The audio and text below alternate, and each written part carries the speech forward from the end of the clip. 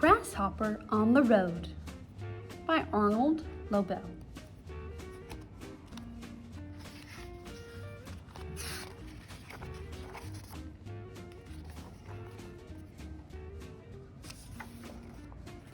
Grasshopper wanted to go on a journey.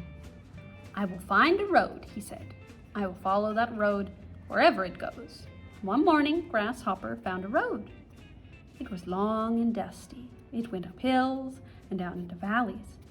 "This road looks fine to me," said Grasshopper. "I'm on my way." The Club. Grasshopper walked quickly along the road. He saw a sign on the side of a tree. The sign said, "Morning is best." Soon Grasshopper saw another sign. It said, "3 cheers for morning." Grasshopper saw a group of beetles. They were singing and dancing. They were carrying more signs. "Good morning," said Grasshopper. Let's see. "We love morning. Kiss me, it's morning. Morning is tops. Hail morning.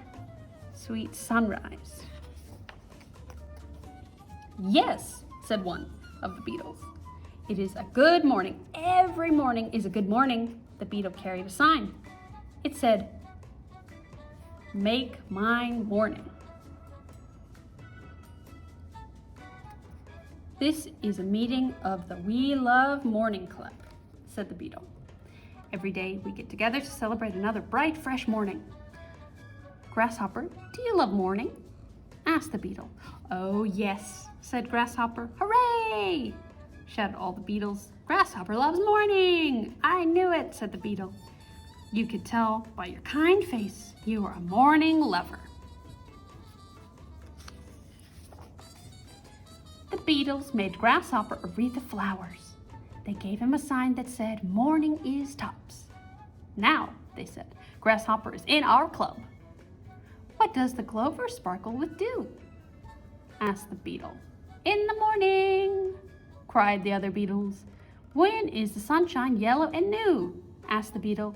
"In the morning," cried all the other beetles. They turned somersaults and stood on their heads.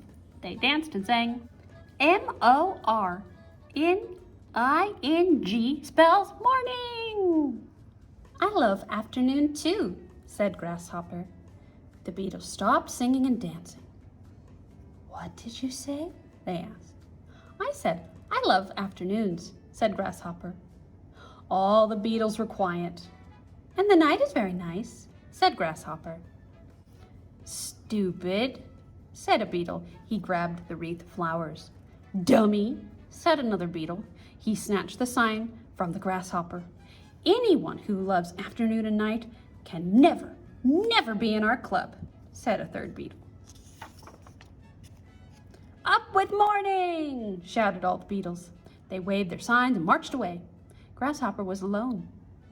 He saw the yellow sunshine. He saw the dew sparkling on the clover. And he went on down the road. A new house. The road went up a steep hill. Grasshopper climbed to the top. He found a large apple lying on the ground. "I will have my lunch," said Grasshopper. He ate a big bite of the apple. "Look what you did," said a worm who lived in the apple. "You have made a hole in my roof." "It is not polite to eat a person's house," said the worm. "I am sorry," said the Grasshopper. Just then the apple began to roll down the road on the other side of the hill. "Stop me! Catch me!" cried the worm. The apple was rolling faster and faster. "Help! My head is bumping on the walls! My dishes are falling off the shelf!" cried the worm. Grasshopper ran after the apple. "Everything is a mess in here!" cried the worm. "My bathtub is in the living room! My bed is in the kitchen!" Grasshopper kept running down the hill, but he could not catch the apple. "I'm getting dizzy!" cried the worm. "My floor is on the ceiling! My attic is in the cellar!" The apple rolled and rolled. It rolled all the way down to the bottom of the hill. The apple hit a tree. It smashed into 100 pieces. "Too bad, worm," said the grasshopper. "Your house is gone." The worm climbed up to the side of the tree. "Oh, never mind," said the worm. "It was old, and it had a big bite in it anyways. This is a fine time for me to find a new house." Grasshopper looked up into the tree. He saw it was filled with apples. And Grasshopper smiled, and he went on down the road. The sweeper. Grasshopper saw a cloud of dust. "Clean, clean, clean," said the housefly, who was sweeping the road. "My broom and I will make this road as clean as can be." "Housefly," said the grasshopper, "the road is not very dirty." "It is much too dusty," said the housefly. "It is covered with stones and sticks and other nasty things. My broom and I will brush them all away." The housefly went on sweeping. "One day, I was at home not doing much of anything," said the housefly. "I saw a speck of dust on my rug. I picked up the speck of dust, and next to it was another speck of dust. I picked up that too. Next to that speck of dust was another speck of dust. I ran and got my broom. I swept up all the dust that was on my rug. Then I saw a piece of dirt on my floor. And next to it was another piece of dirt, and next to that was another piece of dirt. And with my broom, I swept up all the dirt that was on my floor. I cleaned my whole house from top to bottom. I even washed my windows. After I washed them, I looked outside. I saw my garden path. There were ugly pebbles on my garden path. I rushed outside with my broom, and I swept all the pebbles away. At the end of the path was my gate. It was covered with moss and mud. I scrubbed all the mud and moss off my gate. I opened the gate and walked out onto this dusty, dirty road. I took my broom and I went sweep, sweep, sweep up the road, said the housefly. "You have worked very hard," said the grasshopper. "I think you should rest for a while." No, said the housefly. "I will never rest. I am having a wonderful time, and I will sweep until the whole world is clean, clean, clean." The dust was getting into Grasshopper's eyes, so he said goodbye to the housefly, and he went on down the road. The voyage. Grasshopper came to a puddle of water in the road. He was just about to hop over the puddle. "Wait!" cried a tiny voice. Grasshopper looked down at the edge of the puddle. It was a mosquito. He was sitting in a little boat. "It is a rule," said the mosquito. "You must use this ferry boat to get across the lake." "But sir," said the grasshopper, "I can easily jump over to the other side." "Rules are rules," said the mosquito. "Climb onto my boat." "Your boat is too small for me," said Grasshopper. "Rules are rules," said the mosquito. "You must get into my boat." "I can't fit into your boat," said Grasshopper. "Rules are still rules," shouted the mosquito. "Well then," said the grasshopper, "there's only one thing for me to do." Grasshopper picked up the boat. "All aboard!" cried the mosquito. Grasshopper held the boat very carefully. He stepped into the puddle.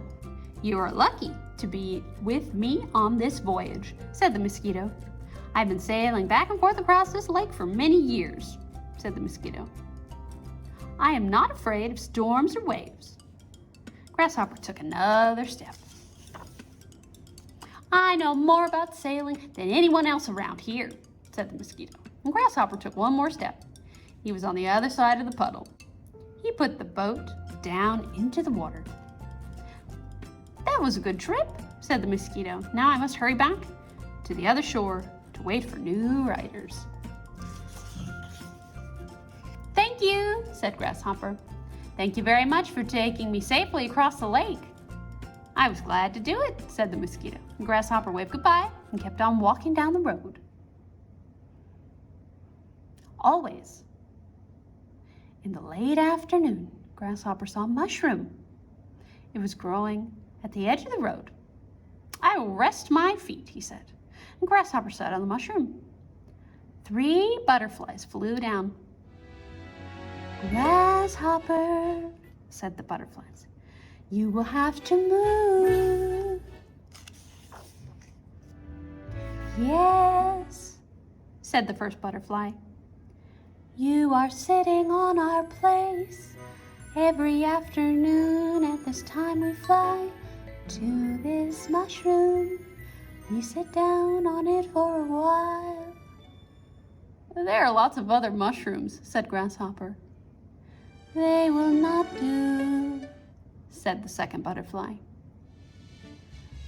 "This is the mushroom we always sit on." Grasshopper got up. The 3 butterflies sat down. "Each and every day we do the same thing at the same time," said the 3rd butterfly. "We like it that way. We wake up in the morning," said the 1st butterfly. "We scratch our heads 3 times. Always," said the 2nd butterfly. "Then we open and close our wings 4 times. We fly in a circle 6 times. Always," said the 3rd butterfly.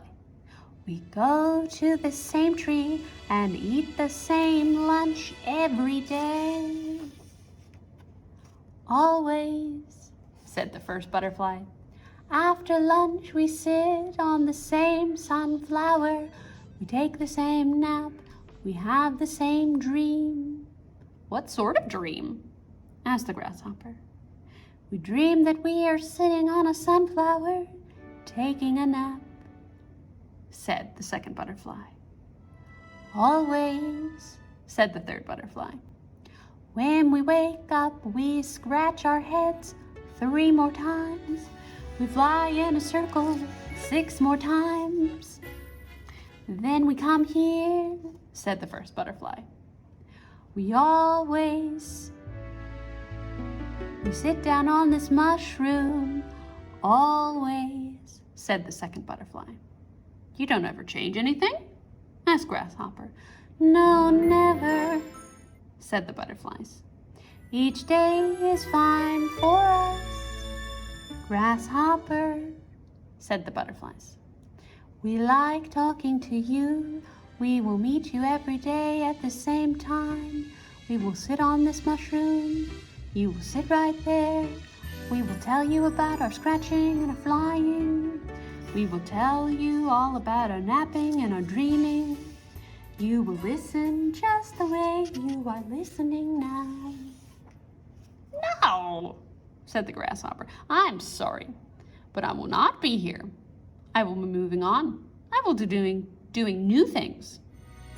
"That is too bad," said the butterflies. "We will miss you." "Grasshopper, do you really do something different every day of your life?" "Always," said Grasshopper. "Always and always." He said goodbye to the butterflies and he walked quickly down the road. In the evening, Grasshopper walked slowly along the road. The sun was going down. The world was soft and quiet. Grasshopper heard a loud zoom. Grasshopper heard another noise, zoom. He saw 2 dragonflies in the air. "Poor Grasshopper," said the dragonflies. "We are flying fast. You are only walking. That is very sad." "That's not sad," said the Grasshopper. "I like walking." The dragonflies flew over Grasshopper's head. "We could see so many things from up here," said the dragonflies. "All you can see is that road." "I like this road," said Grasshopper. "And I can see flowers growing along the side of the road." "We are zipping and zooming," said the first dragonfly. "We do not have time to look at flowers." "I can see leaves moving in the trees," said Grasshopper. "We are looping and spinning," said the second dragonfly. "We do not have time to look at leaves." "I can see the sunset over the mountains," said Grasshopper. "What sunset? What mountains?" asked the dragonflies. "We are diving and dipping. There is no time to look at sunsets and mountains." Zoom! The two dragonflies raced across the sky. Soon they were gone. The world was quiet again. The sky became dark, and Grasshopper watched the moon rising over the land. He watched the stars come out. He was happy to be walking slowly down the road. Grasshopper was tired. He lay down in a soft place. He knew that in the morning the road would still be there, taking him on and on to wherever he wanted to go. The